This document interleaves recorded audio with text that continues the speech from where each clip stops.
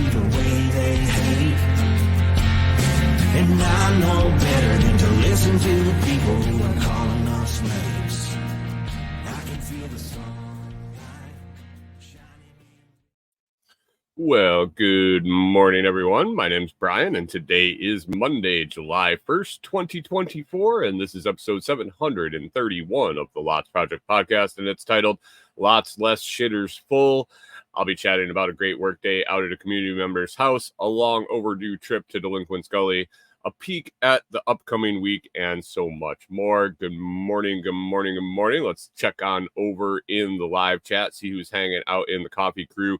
Grab a cup and hang out for an hour. Hey, good morning, Jamie. Off-grid ping. Thanks for stopping in. Appreciate that. John Palmer in way early, usually catches us right at the end of the show, but look at that, 5:37 in to drop a comment. Good morning and good day to you, sir. Thank you for always stopping in. And Pip says, good morning, humans. Happy Monday. Headed to the Pew Pew range today. Dude, I don't blame you. I don't blame you with all the crap going on. All the crap going on with that system at the dealership and whatnot. A little gunpowder therapy never hurt anyone for sure. Good morning, Hunter, over on Twitch. Thanks for popping in. What's in the cup this morning? First things first, GSD blend, more GSD blend. That is getting me through the weekend, getting me through a little bit of being tired. I've a little extra tired after with the heat, I guess. Probably the heat, I would say. Getting out and working all day in the heat, humidity, and whatnot does drain you a little bit more, and been a little bit extra tired in the morning, but this GSD blend has got me up, got my eyes popped open, got me rolling, and had a productive day regardless. GSD super light blend of Colombian beans. It's got about the highest caffeine content you're going to have. Without adding more, and having some of that fakey, super amped up caffeine. It's going to taste great. It's going to give you the energy you need without giving you the jitters to get out there and get shit done on those busy days. Check out GSD Blend at foodforestfarms.com. You can find it there along with all sorts of other blends that I've come up with, blends that Brian has developed over years of roasting coffee. And then also anybody else in his C4 club has the opportunity to create white label blends and sell them themselves. Check it out, foodforestfarms.com. Support your small coffee roasters. They do a fantastic job. They can pay attention, and the customer service is always fantastic.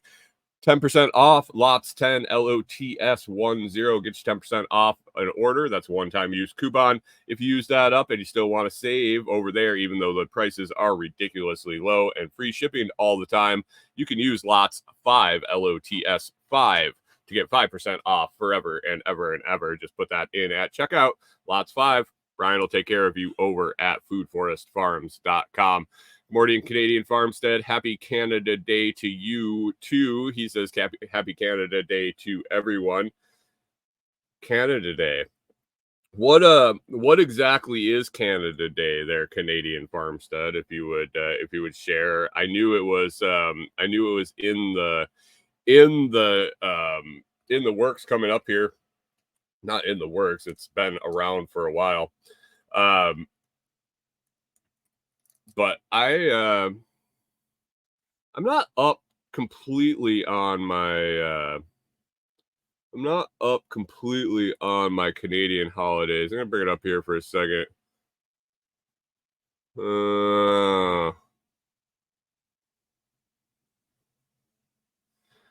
Celebrates the anniversary of the Canadian Confederation, which occurred on July 1st, 1867, with the passing of the British North American Act, when 3 separate colonies of the United Canadas, Nova Scotia and New Brunswick, were united into a single dominion within the British Empire called Canada. Used to be called Dominion Day. We're learning. Nobody says we don't lose. Never say you don't learn something when you tune into the show in the morning. If you didn't know what Canada Day is, now you know. It's when Canada and Nova Scotia and New Brunswick, they let them be a country together. When did you guys get your independence there, Canadian Farmstead? Are you still under, was it 87? 1987? Off-Grid Pig says Minion Day. Close. Dominion Day. Minion Day. Good morning, K-Bong. Thanks for stopping in. Canadian Farms, it's our Canadian Revolution. We said to Britain, sorry, we would like to be our own country. Wait a second. It celebrates the anniversary of the Canadian Confederation, which occurred July 1st, 1867, with the passing of the British North American Act of 1867, when the three separate colonies of the United Canadas, Nova Scotia and New Brunswick, were united into a single dominion within the British Empire called Canada.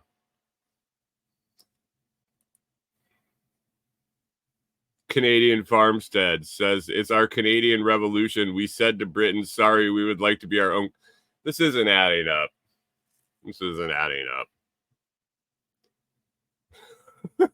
Hunter says, that seems like history written by the victors. I mean, it is what it is. It is what it is. I'm glad you're free now, Canadian Farmstead. I'm glad you're free. And I'm glad you're free to join into the Lots Project podcast Monday through Friday at 6 a.m. Canadian Farmstead says, we did it slowly without violence in stages. That sounds pretty Canadian. It definitely sounds Canadian. Were there hockey sticks, maple syrup, or moose, or any of that involved? Pip says it's Canada math, so it doesn't add up. Canadian Farmstead confirms it was a metric revolution.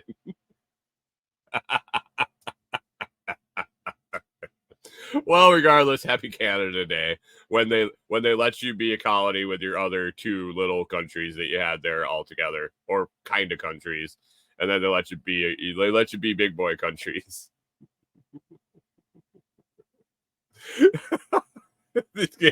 There was no hockey involved, or it would have been violent.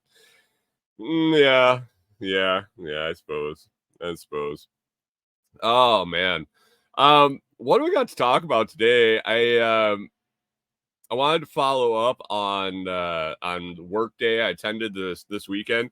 Jamie at Off Grid Ping and I headed over to Sean Mills, another community member. You guys might know him from TSP, LFTN, all his stuff. John Palmer says, sounds like they're still part of Great Britain. Canadian Farmstead, are you guys still a Commonwealth? Are you guys still considered? Because I know you still have, you had the Queen on your money. Do you still have the Queen on your money, even though she's gone? Did you guys are still a Commonwealth? Do you still have, did they put the new guy on your money? Because he's going to be gone pretty soon too. I'm pretty sure. Pip was wondering, how does Florida win the hockey cup thing? I mean, that's a good question. We went to Workday over at Sean Mills' house, which was pretty cool. Sean had on the docket putting in a vermicompost, actually an outdoor. Let's say it's an outdoor bathroom. It's an outdoor bathroom. He was putting in a outdoor shower, an outdoor vermicomposting toilet. Now, I know what an outdoor shower is. I know what a shower is. I take them regularly as possible. And I know what a composting toilet is. I had heard of a vermicomposting toilet, verma meaning worms, where the worms will help in processing the poo. I had started to look into them a little bit here and there. It's nothing I wanted to do in our trailer. We went with the straight composting toilet. It's actually meant for RVs or boats or situations like that. But I got intrigued. I saw Sean help install them at another location, and I didn't get to dig into their content about it. But I did a quick search. I did start poking around about vermicomposting toilets, and they're kind of interesting. And it makes sense. It really makes sense. What pretty much happens in the design. So this was a new design I hadn't really seen myself. So in our composting toilet. Okay, let's start with what I currently know. So our composting toilet, we use cocoa core. Basically the compressed bricks of cocoa core. We rehydrate them, fluff it up, put it in. Just for simple terms, we put it in a bucket. You have that in there. It's kind of moist. It's not super wet, but it's not bone dry by any means. The toilet system that we set up draws air through the bucket. John Palmer says, "Break it down, Dr. Brian." Oh God. The airflow pulls through the bucket. Good morning, Rewilder Life. Thanks for stopping in. You had a Jay's Sporting Good ad on the way in. So it pulls air through the bucket. There's a screen covered hole on one side. There's an exhaust. The Rewilder Life came for the toilet talk. The actual toilet talk, not the potty mouth. And so on the discharge, there's a hose that you route somewhere, and it's got like a little computer fan on it, and it just runs constantly. So it's constantly drawing air across air across the toilet, across the top of the surface, which takes out any stink, hopefully, that's left there. We don't find that it's stinky when it's working properly, though. And it also keeps drawing moisture out when the humidity's right. When it gets super humid, it can get kind of weird. There's some other situations we found where it's gotten kind of weird. But the way the toilet's set up is it diverts the urine. So if you're using the toilet and you have to go number one, you close the flap, the poo flap hole. There's like a hatch. And it goes down these holes in a diverter, and it goes into a little storage tank. Accumulates there, you empty it. This particular model, there is options for plumbing that into, say, a gray tank or whatever discharge you want to use for your urine. Finding out more and more that urine's probably a good thing to keep to use for other purposes. And then the poo goes in with the cocoa core, and it mixes. You make your deposit. It mixes with the cocoa core. The cocoa core absorbs the moisture from the poo, and it keeps the stink down. It starts to break down, and eventually it fills up. You dump it into either a long-term composting bin, into the landfill, whatever deposit, like the getting rid of it situation you want. But it's fairly clean. It's fairly tolerable. Cleaning it isn't horribly bad. Pulling the moisture out of the poo and keeping the urine away from the poo is the key in this system. Our problems and our breakdowns in the system, to where it stunk, to where it wasn't pleasant to clean out, to where it wasn't functioning properly, were issues where the drain for the urine diverter had clogged up, which was not letting it divert, and it was mixing in with which was supposed to be separate, and basically making a little sewage bucket. And then another situation where we ran into was I was having moisture condensate in my exhaust pipe, in my exhaust hose. I guess it's a hose more than a pipe, and blocking the airflow. So it wasn't drawing the moisture out. Again, a moisture issue. You want to keep that place where the poo is, you want to keep it dry. And then it works. Works great when it's dry. The wetter it gets, the less it's working. So this is my experience with our composting toilet. So no worms in the mix. What we were working on at Sean's was and I'll go back for a second. And there's a couple reasons we chose to go this route in our situation. So there's no water in ours. John Palmer says, good morning, Hanging Laundry. How's it going? By the way, thanks for stopping in. You had some pet tents and Autodesk business software ads. Ooh, nice. Excuse me. John Palmer says, moisture in your exhaust pipe's called diarrhea. I mean, fair enough. That's a good observation, John. Thanks. I'm really excited that you showed up early for this one. But anyway, a couple of the reasons we chose this is water conservation. There's no water involved. It's not a flush toilet. There isn't a bowl of water and you put your deposit in the water and then dump the water out to carry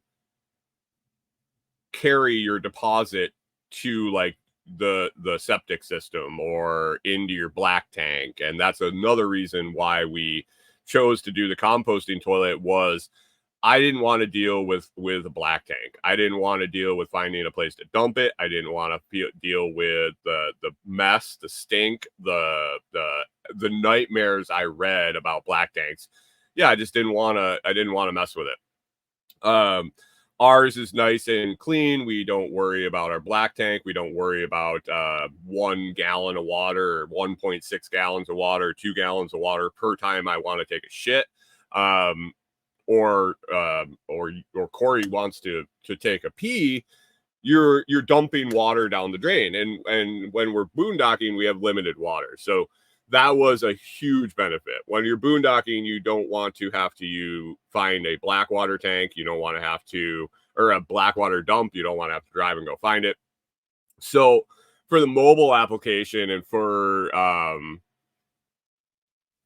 the mobile application, it made sense to do just the dry composting toilet.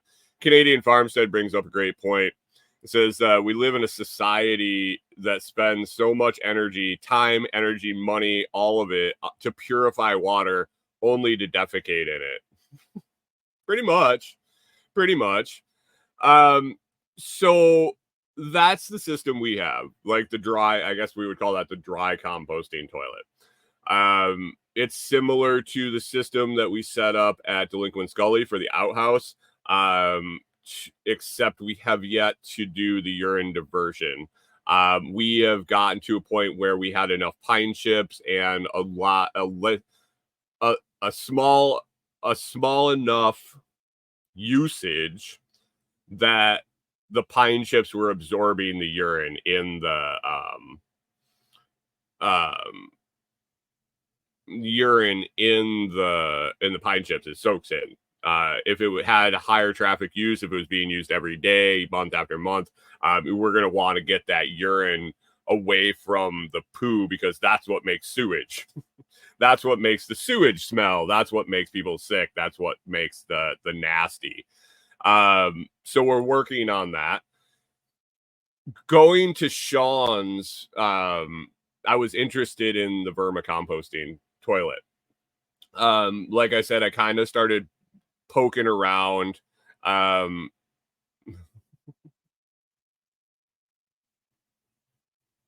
Wait, probably done outside. I'm not. Hanging laundry is talking about puking.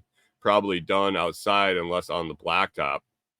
And Wilder Life says, "Yep, we aren't allowed to use gray water." So I started looking into the vermicomposting toilet. The methods that I was seeing were different than what Sean was ended up setting up. So I had an idea in my head of the quick Google searches I did that showed basically it was an outhouse setup, and there was a plank, like a board that you pooed on, and eventually it rolled down into this back compartment behind the outhouse where there was a worm chamber where things broke down and the urine got diverted to a runoff. And it was a really interesting setup. And I was like, it seemed like a lot of work. There was there wasn't a lot of mechanics. I don't want to say there was a lot of mechanics, but there was a lot of stuff I felt like was over engineered. I'm gonna see if I can bring it up here real quick. Give me a second.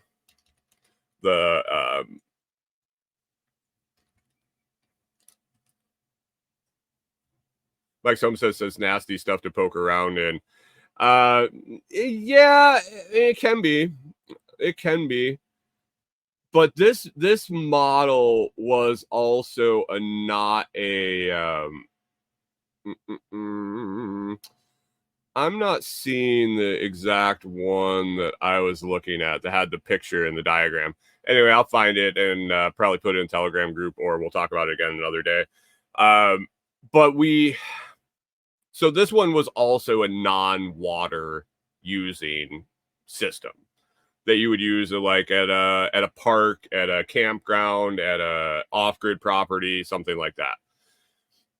So this is what I had in my mind going to Sean's, and basically this worked the same as the toilet we have in our camper, except there was a chamber instead of the little bucket I was talking about with the cocoa core and it just accumulating and get emptying.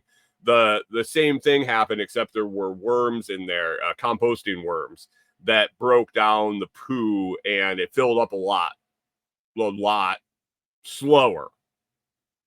Basically, they digested it and they pooped out their poop, which is very, very useful for fertilizing, and they broke it down into a usable state. So that's what I was thinking going into it when Sean said he was building a vermicomposting toilet. Well, I was surprised. I got surprised when we showed up. K-Box says poo and planks. What could go wrong? Yeah, that's kind of what I was looking at. I was like, I don't know about this. I don't know about this. So what Sean was setting up was completely different than that. Sean will be using a flush toilet in his system. And so how he ended up setting it up is we were actually hanging it in a tree. It was pretty cool. The spot that he found that really worked out. It was there was like two trees. I think they were 12 feet apart. And then we're basically building a tree house that he's going to put a toilet and a shower in, where we hung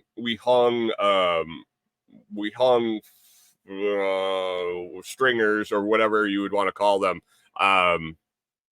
The word's escaping me, but hung them between the trees, and then built decks off the trees, and everything was built.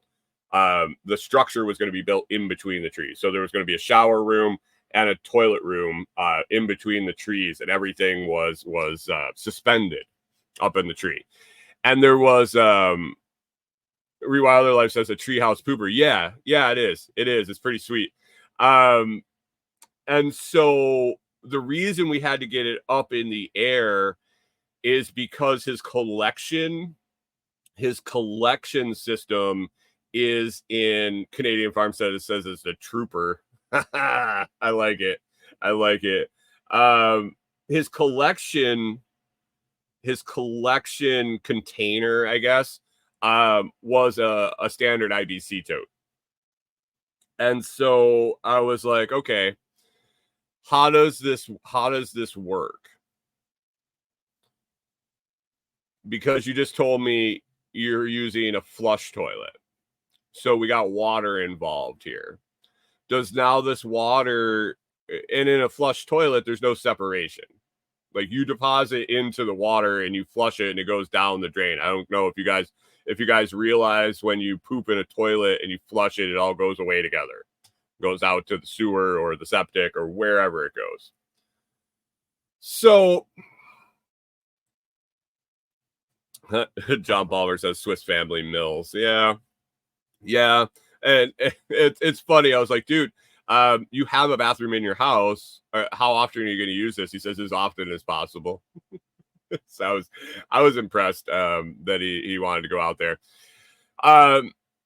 So I'm trying to wrap my head around it with my experience with the composting toilet and what goes wrong when it gets wet. And then looking slightly into the vermicomposting toilet before we went there, I was like, okay, this water is not sitting right with me. So how does this thing work? So basically, Sean said you got 1.6 gallons of water every time you flush. That's like a standard toilet. And I wasn't crazy about having to use the water to flush the toilet, first of all.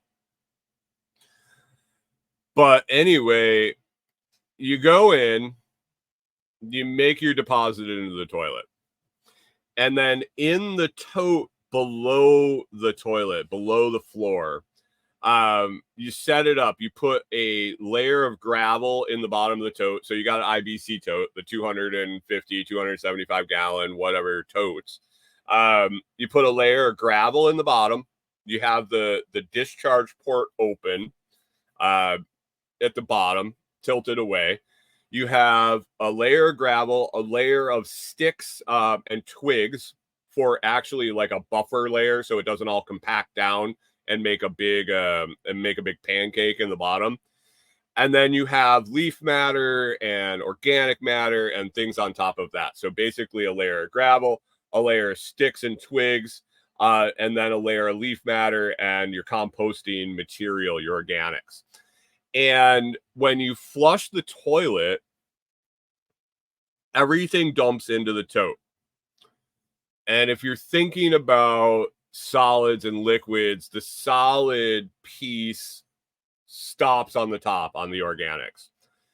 The water then hits the organics and starts dissipating down through it. It keeps it moist. If you are urinating in the water, it's still diluted enough that you're not getting pure urine into your tote. And there's enough volume there that it's not over nitrifying it.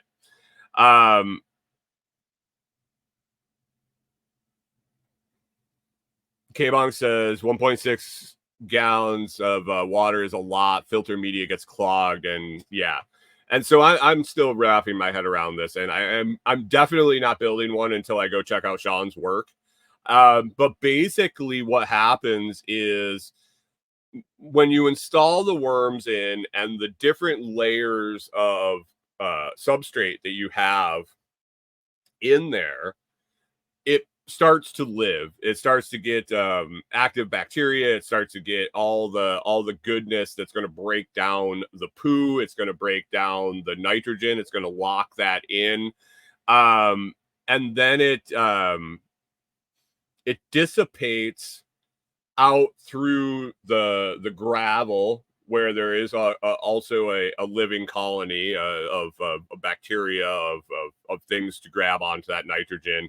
And then it discharges out, and he's going to put a swale on the discharge with plants such as comfrey that react to their leaf color, reacts to nitrates, nitrites, and nitrogen in general content of the fluent coming out.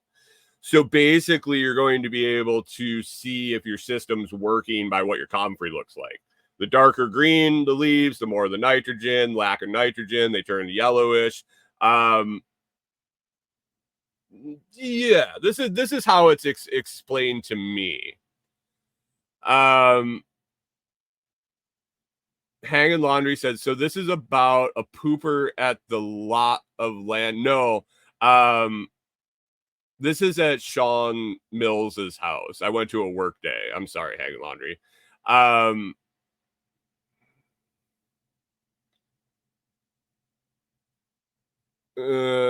She says the great big Permies guy, Paul Wheaton, maybe, has an interesting system, waterless, supposedly odorless, with a chimney apparatus. Can't think of his name.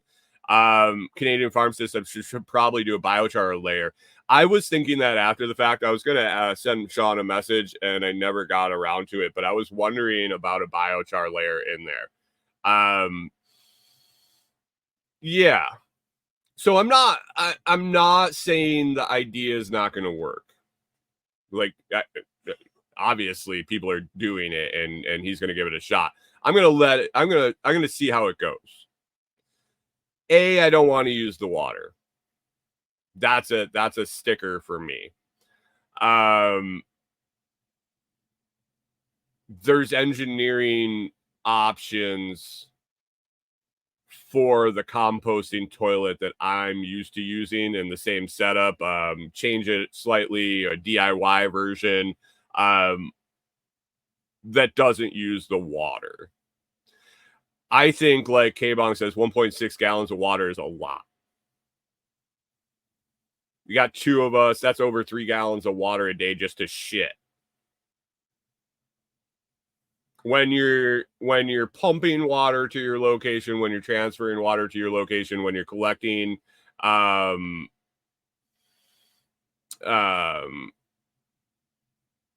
you're collecting rainwater, 3 gallons a day just to shit seems like a lot to me. Also, K-Bong says, where is he getting his water? He's got a lot of rain catch there, and then he also has a deep well that he can draw from. I don't know. He plans to catch water off the top of that. So I don't really know his current water status. Mike's Homestead over in the vertical feed says, I would think it would almost need temp control. Being above ground, it could freeze in the winter, but it will want to bake at this time of year. Okay, and that's something John Palmer says, don't shit every day. Why? That's a, I mean,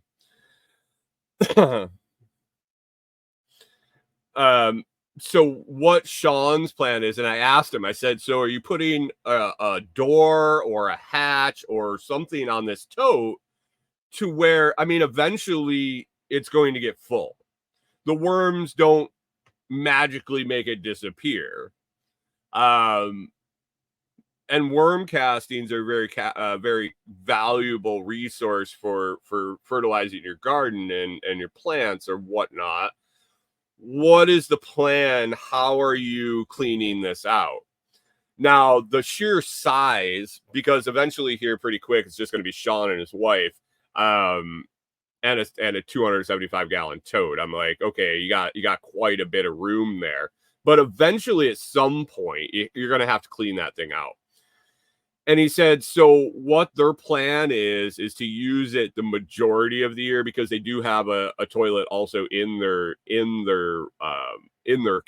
house, is to use it when it's above freezing. And then when it gets cold, let the worms kind of sit. And as it warms back up, they kind of finish off. K-Bonk says carnivore, don't shit every day. Depends on how much meat you eat.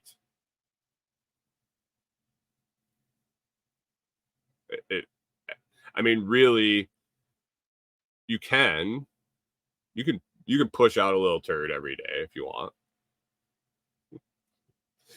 But regardless, it's going to fill up. He said there was going to be a down period time with it, and this doesn't work for me. If I'm going to put something in like this, it's going to be used. It's going to be used. It might be an option for an outhouse version. I'm stuck on the water.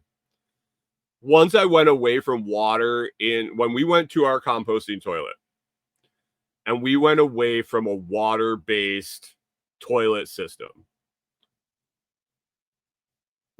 Corey and I both independently came up with the opinion that we weren't going to go back. When you use the system that we have here, the mass sewage system, the public sewer system, yes, I understand that this is the way we do it for masses of people. The composting toilet system that we have is far and beyond cleaner and easier to deal with than the sewer system. Overall, you're saying every day, oh, well, all you do is poo and flush it out. Yeah, if you got a septic, you have all that shit to deal with. Literally, if you have indoor plumbing, you have to deal with pipe clogs and sewer redos and city maintenance and blah, blah, blah, and all that stuff. And in my experience, and I'm the one that cleans it out, it's not that I'm saying this and Corey takes care of all that stuff. In my experience, cleaning and dealing with the composting toilet is way better than dealing and cleaning and the maintenance you were doing on a flush toilet. It seems cleaner to me.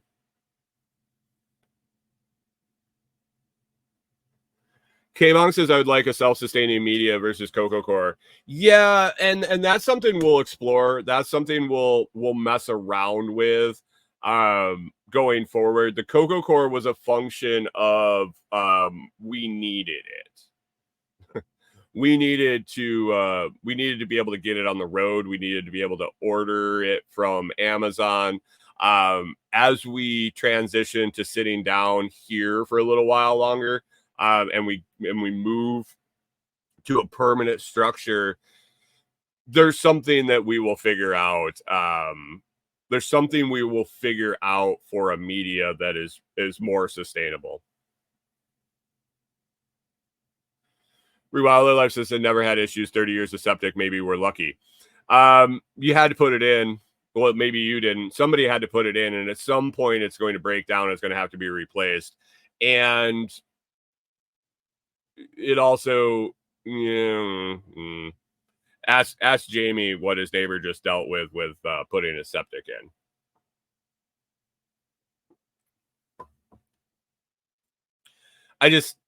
I had septic at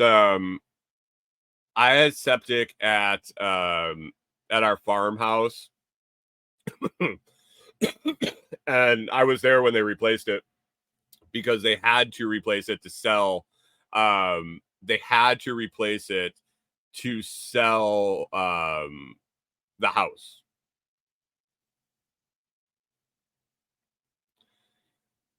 Rewild Life says people put all kinds of stuff in there they shouldn't. Yeah, that's true, but it just age in general.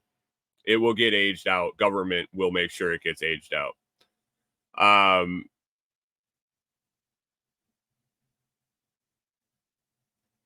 It can work fine. A lot of the issues that come with septic, in my opinion, come from government. Weird.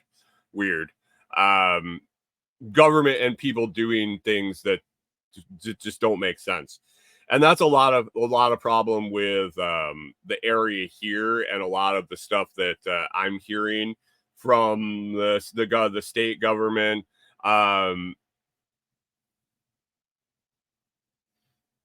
The state government is people aren't understanding what they need to do with their water, with their waste, things like that, and they're getting themselves in trouble, and the government feels like they have to protect them. Well, I have a different opinion on that. So it is what it is. So there is, I'm waiting and seeing on this vermicomposting toilet. And like I said at the beginning, I started to look in before I went to Sean's, and there are non-flush versions of this. There are definitely non-flush versions of this system. And it intrigues me.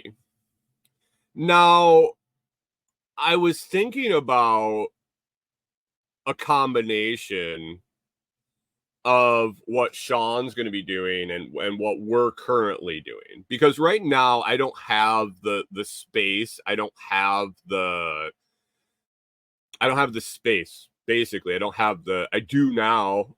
If I wanted to transport my poo to my poo clean out, I guess you'd call it. It's not even poo at that point.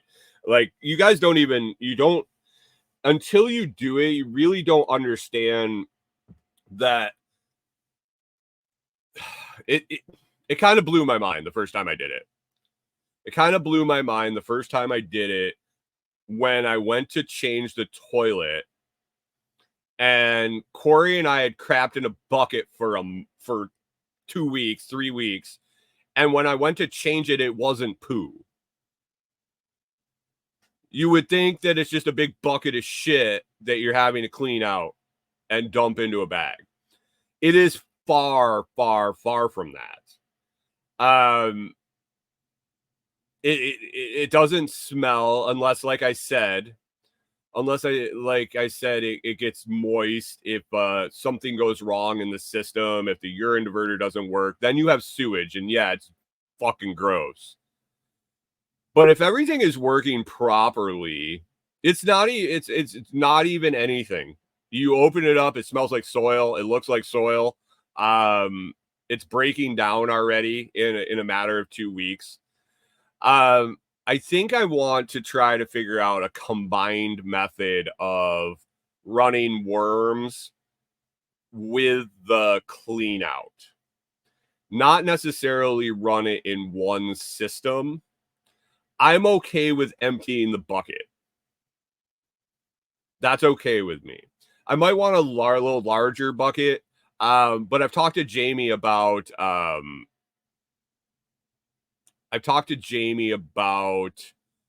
his larger bucket, and if you get a little longer and things go a little sideways, you can get into the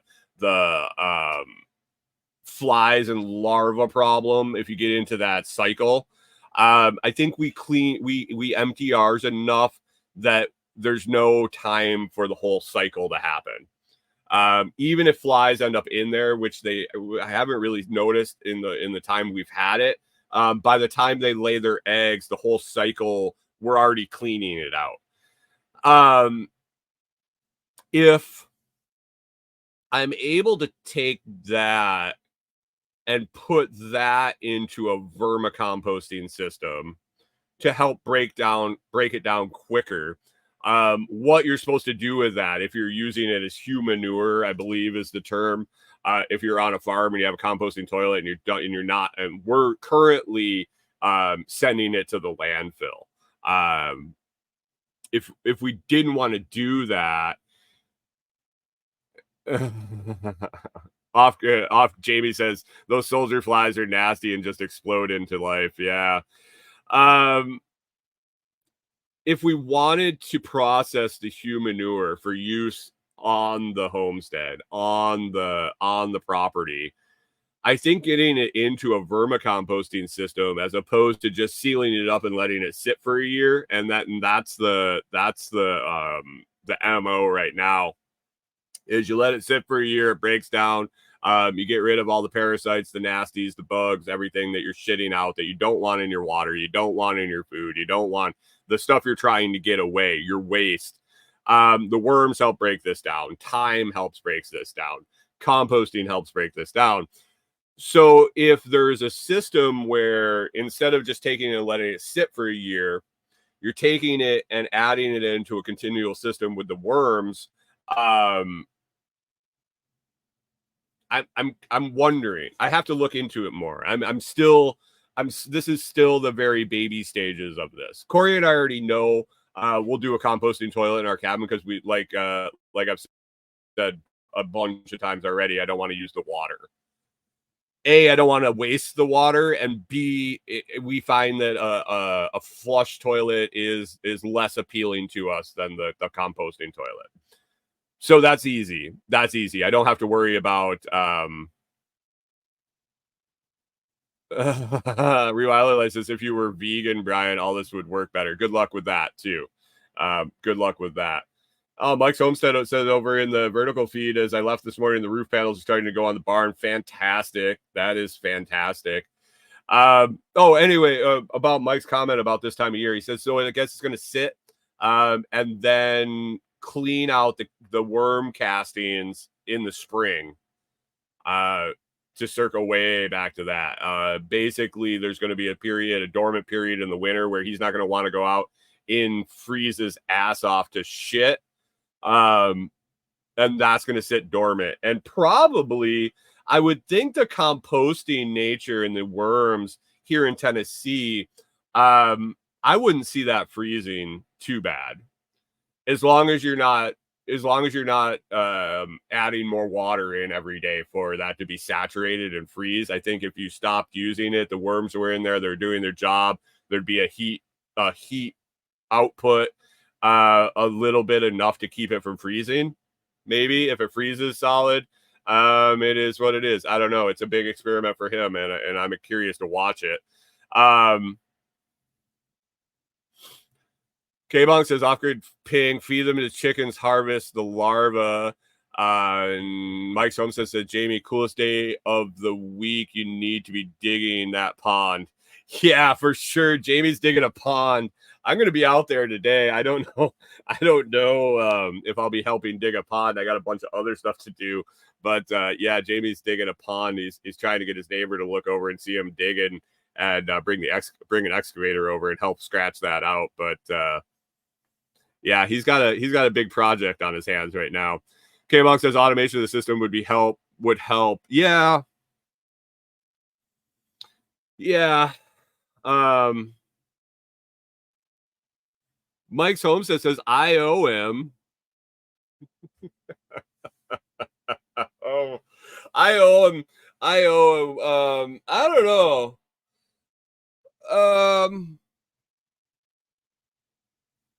Jamie, we're probably pretty square at the moment, aren't we? I don't know. We exchanged a lot of work. I don't think there's an owing and not owing in our relationship at the moment. I think we just help out.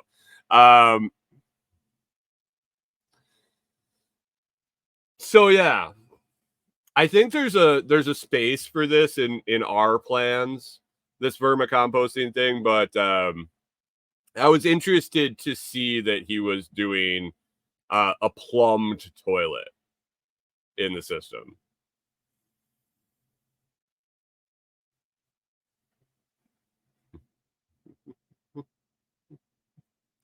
Mike Stone says this, the mooch always says that.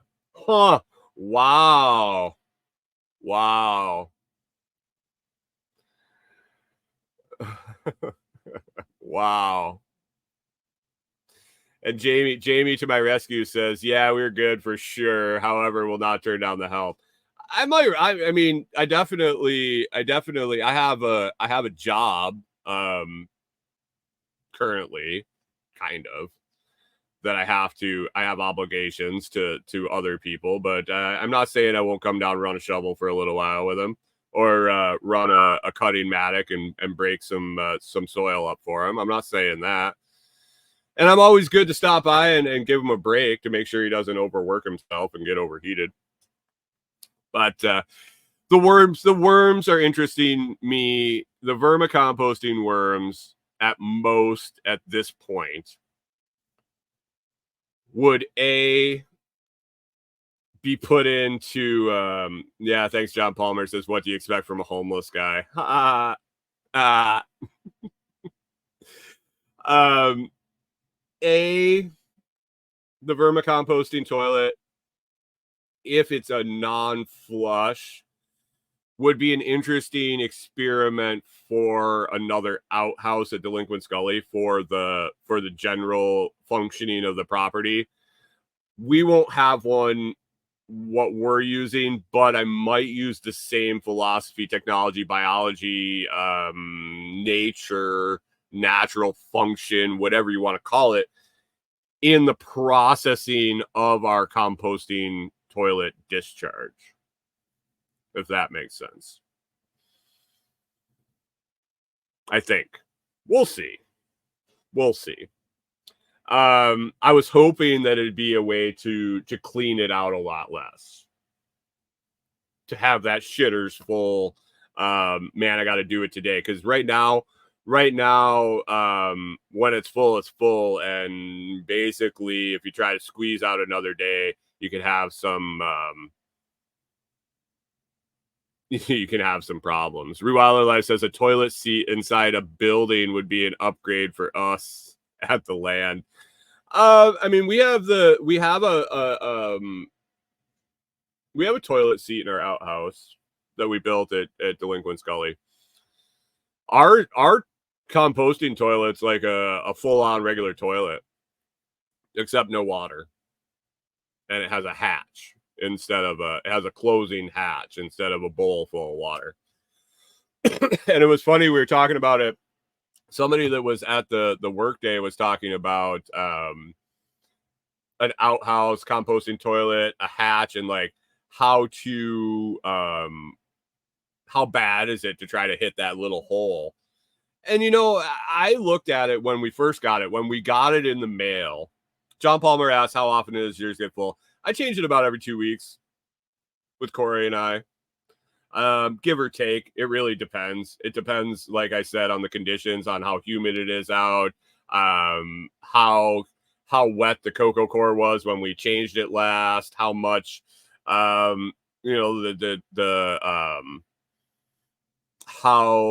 what consistency the poo is, like what we've eaten, the whole deal. It's variable. K-Bong says increasing the size might be an option, and I've thought of that for sure. It'll be different. It'll be a little bigger. But then again, Canadian Farm says it's probably less now that the pizza truck is gone. That was a lot of carbs. For sure. Rewilder Life says you don't know how much you appreciate a pooper once you dig holes. Yeah, for sure.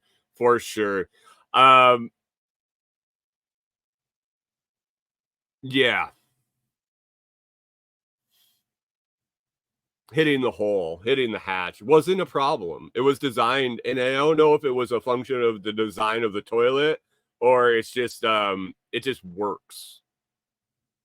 Like you rarely. I was thinking as soon as I saw this thing come in the mail, and I was like dicking around with it. I was like opening the hatch, and I was like picturing this whole process. I was thinking logs in the bowl. To put it bluntly, I was like, I don't know how I'm going to hit this hatch on a consistent basis. Sure enough, it works. It works. It's like physics, biology, anatomy, physics, and yeah, it just works. It works. Every once in a while, you have a whoopsie. Every once in a while, and it's not horrible. It's not horrible by any means. You get over it real quick. But I would say over 90%, well over 90% of the time, just goes right in the hatch. Just go right in the hatch. So, I mean, if you're considering an option, if you're considering changing, for whatever reason, it's not horrible by any means. It's not horrible. Corey and I, after we installed it, pretty quickly both came to the conclusion that we like it better. So we'll see. And we like conserving the water. Not necessarily conserving the water to save the planet, conserving the water, but conserving the water so we have to fill our water less. So we use less of it. We need less of it. We need to source less of it. We need to do less work for it, whatever the situation is. That's water we don't need to use. So that's that. Other than that, it was really cool seeing Sean's place. If you know Sean Mills, if you follow his stuff, Hack My Homestead, Hack My Solar, stuff like that, Sean's into solar stuff. It was really cool to see Sean's setup with his mini split that he runs off solar. I know a guy that needed to see that needed to walk through the system, that needed to understand and wrap his head around how he was setting that up. And that's me. It's pretty slick. Sean basically has direct solar wired into the mini split. He also has his house 120 that is also a solar based system tapped into it, and he has a controller that he can adjust. But basically, he can set this system to where it only runs when the sun's out. And if you think about it, the majority of the time, I'm not going to say all the time by any means, because it's always cloudy and nasty and it warm at night or whatever. But the highest demand,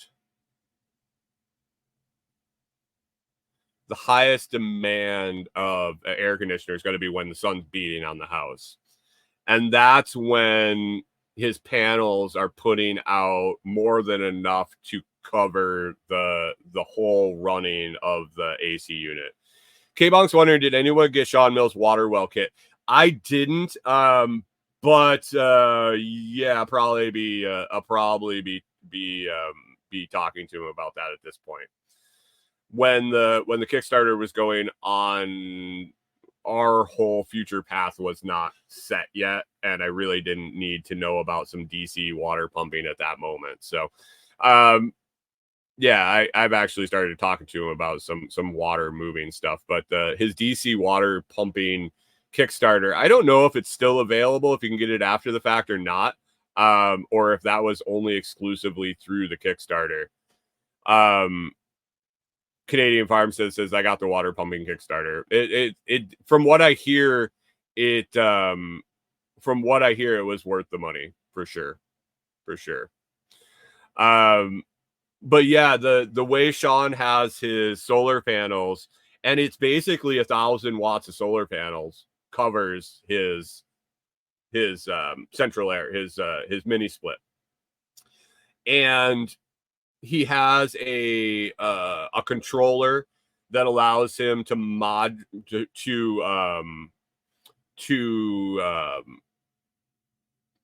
adjust how much power it can pull off his main system.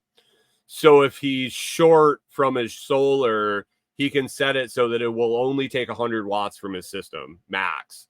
And I still have to talk to him about it more, but I imagine, because he mentioned fan speed, I have to believe it's a variable speed motor on the fan, and that's where your power adjustment comes from. That if you're only getting 900 watts and you bring the 100 watts in from the other system, but it really needs 1,200 watts, I think that fan just moderates down. I think it ramps down on the RPMs and it draws less power. I think that's how it works, but can also run it on a generator. So, yeah, I was really excited about that. I was really excited to hear about that setup and really go towards that, because that setup, and I said, it's really cool that you have it on its own system and its own solar system. So you have a second charge controller, you have a second battery bank, you have the panels, you have the mini split. He says, no, It's direct wired. His solar from those panels is direct wired into his mini split. So no charge controller costs, no battery costs, no anything. And then you can also siphon off power off your main system if needed. I was pretty impressed. I'm excited to work with that. I'm excited to implement that. John Palmer says I'm very interested in setting up rain harvest system with self-contained solar power pump. That's coming this week, actually. I don't know if it'll be this week. K-Bong says inverter tech makes mini splits possible. Soft start helps also. Yeah. The mini split revolution is fantastic. K-Box says I signed up and didn't get one. Oh, on the Sean Mills Kickstarter. Definitely reach out to Sean on Telegram, email, whatever. He'll make it right. And John Palmer says Sean knows power. He does. He knows. Yeah. It's a very valuable resource right here close to what we're doing. As far as the rainwater catch, that's a system that's getting designed for both the shed I installed and Tim's cabin out at Delinquents Gully. I'm having to do some different, to look at some different options. If you know how gutters go in and how they attach to the soffits, how in normal construction, wow, there's a little plop down by the dog over there. Normal installation, you're using the soffits, you're using hangers, things like that. One problem is I'm dealing with the metal shed. I only have a little bit of hangover of the roof. It's not meant for gutters. There's no soffit. There isn't a lot solid to tie into. So I'm looking into options of split PVC or corrugated pipe, and attaching them to the metal roof instead of traditional gutters. Also looking at this kind of setup for Tim's, since we have a large overhang, hanging them off the cabin would be kind of interesting. But I've tracked down some videos where people are using large diameter PVC pipe, wastewater drain pipe, corrugated black pipe, plastic, all of them plastic, where they're cutting a slot in them and fitting them over the edge of the corrugated metal, using screws to secure them, and then metal strapping, and then putting them right to the roof. I believe that our roof, both on the shed, definitely on the shed, but also on his cabin, I believe the roof surface area is small enough that the rain water harvested into that pipe won't be too much weight to support it off the metal roof itself, especially if I put in enough fasteners. And then it also makes me think about the fact that transitioning, because I really want to go to PVC piping off the gutters for the rainwater collection. Jamie has a setup, and I've seen it, and it's pretty common, of the rainwater diverter coming out of a traditional gutter downspout, where it sits in there and it comes off into a flexible pipe, and it is what it is. I would really like to transition to PVC piping. I've done my fair share, and a lot of people others' fair share of PVC pipe plumbing, and plumbing that system out would be very easy for me. I've worked very little with gutters, and I don't know how much I really want to dick with that. But if I'm using PVC pipe as the gutter and using fittings on the end elbows, and then that transitions right into the collection system and the diversion system, and piping that into the totes and things like that. And John Palmer says he's interested in it with a self-contained solar pump, and that's where I'm going. The shed water collection is basically going to be garden water and pond water, and it's right next to the pond. The overflow, if we happen to get overflow from the shed into the tote, will end up in the pond I ended up digging to put the shed up. This is going to be used for aquaponics gardens. It's going to be used for eventually. I mean, it'll be our only water until we have a cabin and rain catch on the cabin. But eventually, I'm hoping that this is our supply for some aquaculture for the pond.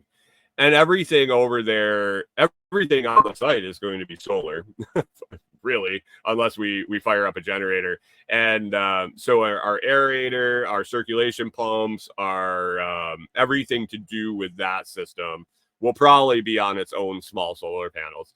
And I've been lucky enough that I've hooked up with some interesting solar companies where I'm getting these 100-watt, these 200-watt standalone panels. I think you're going to be able to do a lot with them eventually and have them out and have them harvesting energy. It'll be interesting. It's really cool to be able to look at it at this point and really contemplate the options and then experiment with them. And really that's what this property is as a whole, between the nursery, between the cabins, between the building, away from vehicle access, different construction techniques, different possibilities, the vermicomposting toilet or the ram pumps or the dam we plan to build with the solar pump to pump the water up, different things like that. It's all big experiment. It's all a big education facility to where people can then come and look at it and say, hey, it worked. This is how we would change it. This is how we would have done it different, or that didn't work. Here is an example of something that didn't work. Maybe you can adjust it. This is why it failed. This is why it didn't work. This is the problems we're having with it. Maybe you can take that and adjust it and make it your own and make it work. We would love to hear back. But that's what the property is for, is experimenting with these ideas and be able to lay them out and be able to see if they work or not. So I don't mind taking ideas from other people that I know work. I also don't mind pushing boundaries and seeing if something else will work too. We don't need to reinvent the wheel on everything, but there's definitely things that can be combined, married, converted a little bit, changed, upgraded, or made simpler, and see if they work. It's how we progress. So it's going to be a cool project. So that's what I'm working on this week. I gotta clean out the rest of the nursery.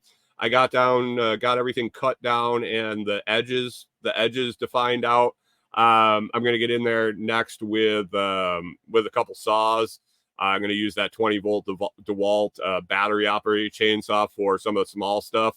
And then I have one or two larger deadfall in the nursery that need to be cleaned out. I'll probably need to bust out the larger saw, get that cleaned up, and then zip down with the weed eater with the metal blade on it. Carrie Brown's coming out later this week, and we'll be working on that, getting a design plan for that set area now, what we're going to do, what we're going to install.